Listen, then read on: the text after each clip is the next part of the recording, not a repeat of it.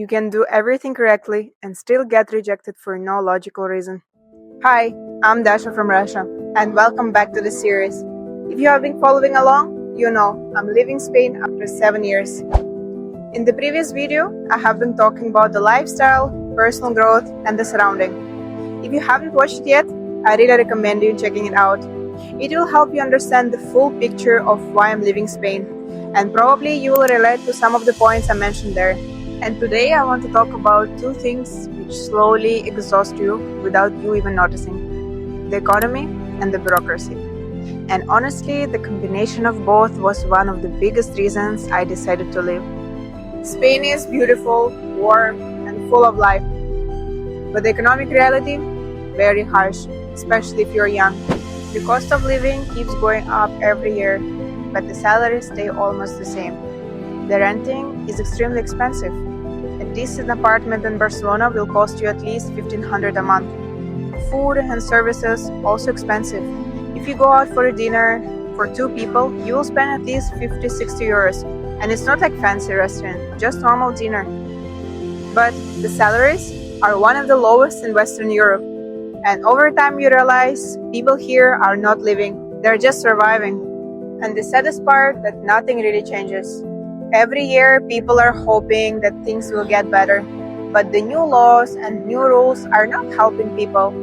The renting situation stays a disaster. New opportunities don't appear, and it doesn't matter how hard you work, you just stay stuck at the same place. And I am 24. This is supposed to be the age where I grow, where I build my career. I'm ready to take the risks and see the progress. But in Spain, young people are struggling. The unemployment rate for people under 30 is extremely high. And even if you do find work, your salary will be so low that saving money feels almost impossible. Now imagine this. If it's already hard for Spanish people who have families here, place to stay, support, help with food, imagine foreign people who are coming here and trying to build their life from scratch. And I'm not saying that we deserve to come here and have everything handed to us. That's not what I'm asking for. But at least there should be future perspectives and opportunities for growth.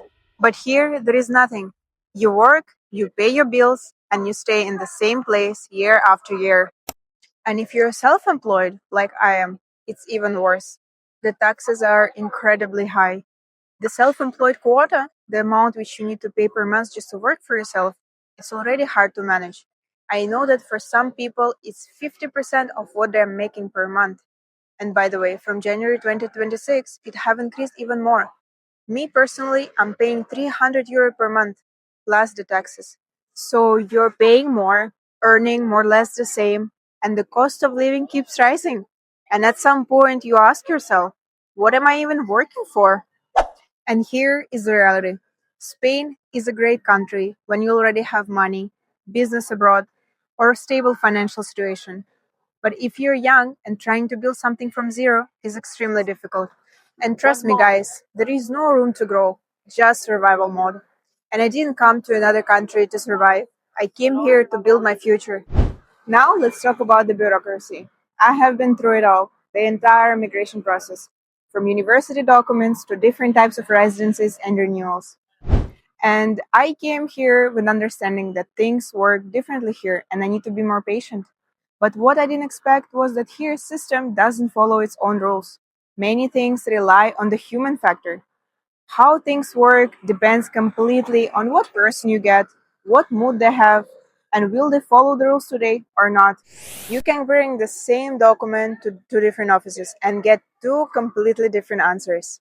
One will accept it, another person will reject it, another will say, I've never heard about it. There is no clear structure, no consistency, and no responsibility if they make a mistake. And now let me give you a real example so you understand it perfectly. Once I was helping two guys from Italy to get their green NIE. It's kind of a Spanish ID for European Union citizens. So we prepared everything, identical documents for both of them. We went to the police station, got our tickets, waited in the line, and went inside. One guy sat with one officer and another guy with different officer. And guess what? What do you think happened?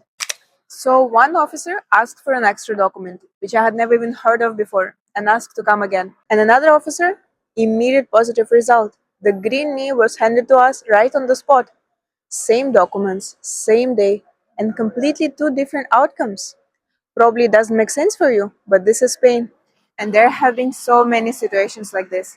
Sometimes things get approved if you're lucky, and this is the time it becomes stressful because you can do everything correctly. You can fill out all the forms, bring all the papers, you can follow all the rules which are existing here and still get delays or rejections for no logical reason.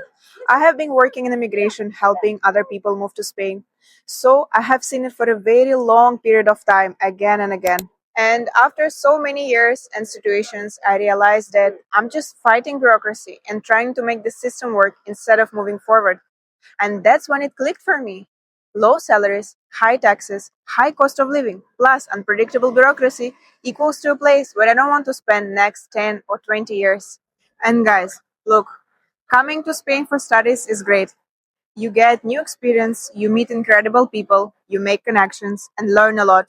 But afterwards, you need to make a decision, do you want to stay here long term or not? My answer is no. That's why I'm leaving. And that's it.